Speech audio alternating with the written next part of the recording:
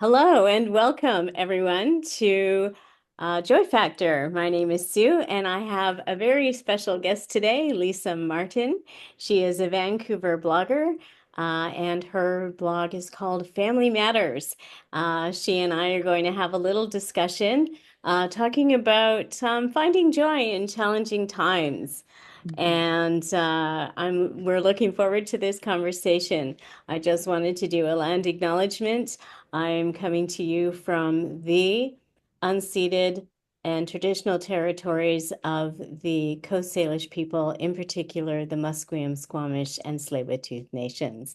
I believe, Lisa, you live like a kilometer away from me, so you are also about in the same area, if I'm correct. Is that? I believe I am. Okay, great. Thanks so much. Thanks so much for joining me today. I'm looking forward to our conversation. I know that you recently posted a blog about self-care during this time, so let's begin there. Yeah. So, Sue, I am so happy to be here talking about joy, which is so needed right now. Hmm. Yes. And so, yeah. So I did just write a post called Creating Joy During Challenges. And just to give you just a wee little background, so just first on how that came to be and my blog itself. So, as you said, it's called Family Matters. So basically, I'm writing about what matters to me and my family and what I was hoping, would be able to help other people too. Because what happened was, just a little background, um, is that in 2023, a few years ago, unfortunately, my mother had a massive stroke. And um, so what ended up happening was to help out my father, because he lived alone, about 5 hours away from me. Um, I went to live with him to support him and to help him through that time. And as a result, I was far away from my own family, my husband and son in Vancouver. And very quickly, I realized that I was kind of it for my dad, because my mom was in the hospital. All my other family were in Vancouver, as I said, and my father was looking to me to be the responsible one and the supportive one and kind of the light in the darkness. And meanwhile, I was spinning and spiraling and going through my own grief. And I knew that, gosh, I was just going to have to do something to lift myself up so that I could help my parents Yeah. through what they were going through.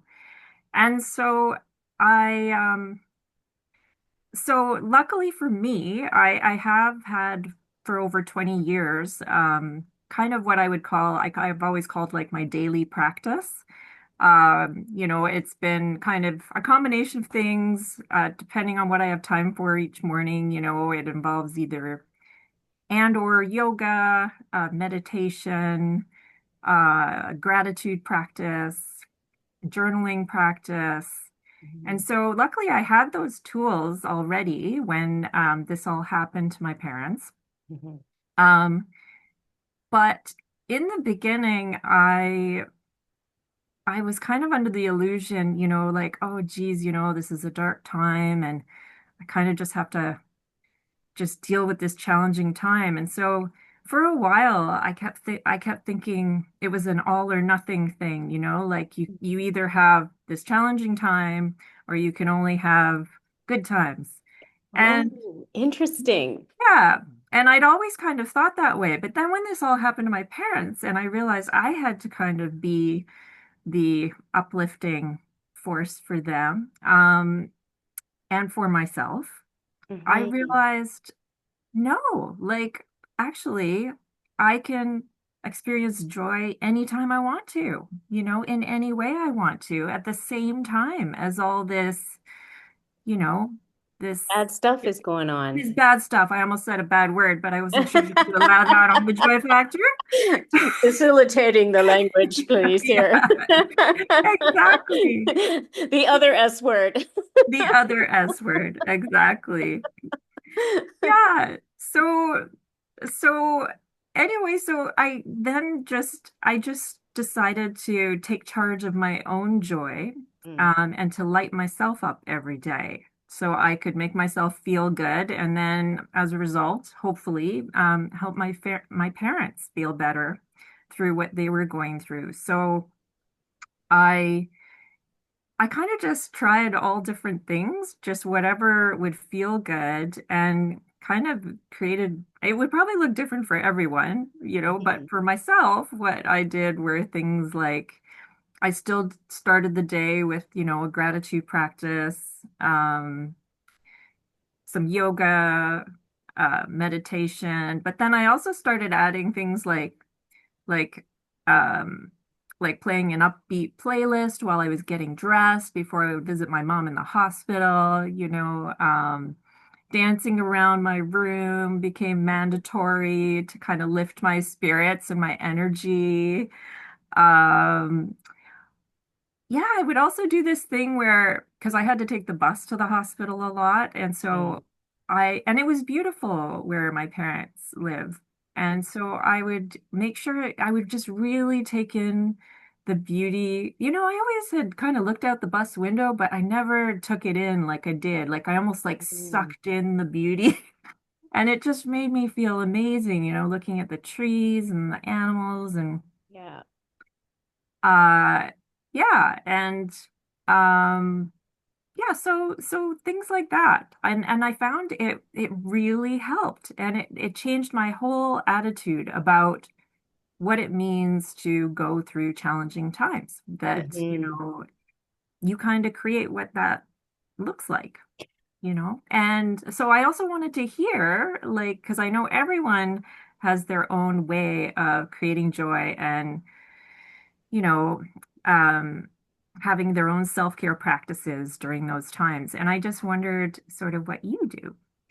Well, I think it's always really important to be present. And Yes. I think what you learned when you talk about the traveling on the bus and playing upbeat music is always a really good one for me as well. Hmm. During the pandemic, I worked from home for a little bit, but then I was asked to go back to the office and work out of the office, and I was working in healthcare at the time. Um, but every day at 3 o'clock, my energy level, I'm a morning person, so my energy level tends to dip in Oh, the afternoon. fair. So I do 3 o'clock dance party. And of course, I'm showing my age. I do journal as well. Hmm. And as a writer, of course. Yeah. Um, so those kinds of things. I've been journaling since I was a kid. And going outside, like you said, and just like observing the Yeah. what's happening outside and not putting on your earbuds and not looking at your phone, but just being present to Yeah. everything else and being open to maybe conversations that will happen. I'm Oh, I love that. I mean, yeah, I'm with you on the whole nature thing. Like I used to, without fail, like every afternoon after we'd, gone to the hospital and done the visits, I would always go for a hike on the local trail nearby. And that, mhm, exercise in nature, like that always does it for me. I also started a thing, because where we were was a little bit remote and there weren't really any like bars or pubs you could right. walk to or anything like that. Yeah. So I decided to create my own happy hour with my dad on Friday afternoons. So I would go down to the store, I would pick up some brewskis and some snacks, and then I would just designate, 3 o'clock on Fridays. I was just like, nope, we're done all our research and our work for the day, and we would literally, have happy hour, and it was so Yep. fun. I have happy hour with my dad too. Yeah. We do it at between 3:30 and 4 o'clock on Sundays. I go out to he lives in a retirement home now. Yes. So I go see him on Sundays and yeah, we'll Yeah. I mean, why not? Happy hour can be anytime you feel like being happy. within reason. Yeah, yeah, yeah, yeah, Sure, totally. like you can have happy hour tea, it doesn't have to be Yeah, anything. And sure, happy hour can be every hour of the day. Happiness is a choice, it in is. my opinion. It Um, is. so I don't think we really need to really be um and or like set that time. I think what fascinated me was the fact that there was this very clear divide for you initially Yeah. about the emotional landscape of what was going on. And that might have been perhaps because it was new to you, I don't know, or that it all just felt so overwhelming at the time. Can you break that down for me and or is that just too much introspection, do you think? No, not at all. I think it's just more how I dealt with challenges in the past. It always just seemed Mm, like, oh, it's a big challenge, or I'm going through a dark time, or, and mm, you've probably known people like that as well. Like, because I see it now around other people I know, mm. and and and it's funny because now I don't do that anymore, but I recognize the way I used to be in other people, who do that where it's like all or nothing. It's kind of head down, like I'll just, get through this, but I'm just not going to have any fun at all until it's over. And and and that's a really hard thing to do because sometimes these challenges can go on a while. I mean, look at the Oh pandemic, yeah. right? Or look at, if you just decide I'm going to have no fun until this particular difficult time is over, then well, that's not acceptable. No, it's really No, not. It's no. so interesting. So what flipped that for you? Just that, well, this is I actually think, a longer period of time. Was it the kind of scope of time that you were dealing with, or oh, what I do you think think? it was just the realization that challenges are a normal part of life. And I think Mm, before it was more like thinking like, oh no, this is happening. Like, why is this happening? Instead of just normalizing it like, oh, okay, I'm going through a hard time now, but it's also part of a life that where the other stuff is happening too. There's sure. this thing over here that's really hard, Yeah. but there's also all this really good stuff over here. And so Yeah. it was just literally a little tweak I had to do in my brain Hmm.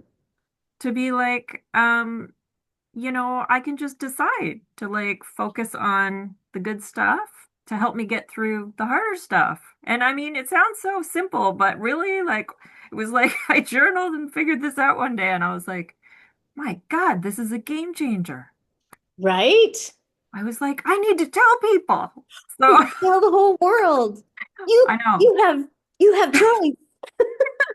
Ouch. So anyway, I'm sure everyone had already figured this out but me. But anyway, I felt No, it's no, I'm sure there's still, well, you know what? And there's still times, like yeah. if I'm in a grumpy mood, or if I'm like, or if something like is just really difficult for me, there's times when I just kind of get stuck there, and then and then I go, oh wait, Well, I have yeah, and choice. 100%. And we all do, right? And those are the days you just have to journal your way out of it or do all the things even more, right? To get yourself Right. out of it. But yeah, I anyway, that's kind of why I started the blog in a way too, was that and called it Family Matters. Like it initially started as a way to turn that really difficult time and all that kind of research that I did on caregiving and um, finding a care home for my mom, all that kind of stuff. It just seemed like I really wanted to turn all that into something positive, and be able to share that research with other people. Yeah. Um, and just kind of how I got through it. and I don't know, and anything else that will end up coming up, that I also feel like I want to share to help, in case it resonates with other people, like my experience. Excellent. That's Yeah, wonderful. Cool. Well, I'll be putting your the link to the blog down in the description box below, so whoever sees this can access this. excellent. Thank And you. yeah, hopefully we'll drive some people to your blog and get some things going for you, and you can share with others and shine your light the way you need to. That's Thank you so wonderful. much. Yeah. It's been so fun. It has been fun. And thanks so much for joining me today. And I'll see you tonight. So for the broader audience out there, Lisa and I belong to the Federation of BC Writers, and we belong to a writers circle, and we're going to be having that tonight. So looking forward to that. Me Uh, as well. all right. So once again, Lisa, thank you so much for joining me, and enjoy the rest of your afternoon. And I will see you later. Sounds good, Sue. Take care. Thanks a lot. See you Yeah. later. Bye. Bye.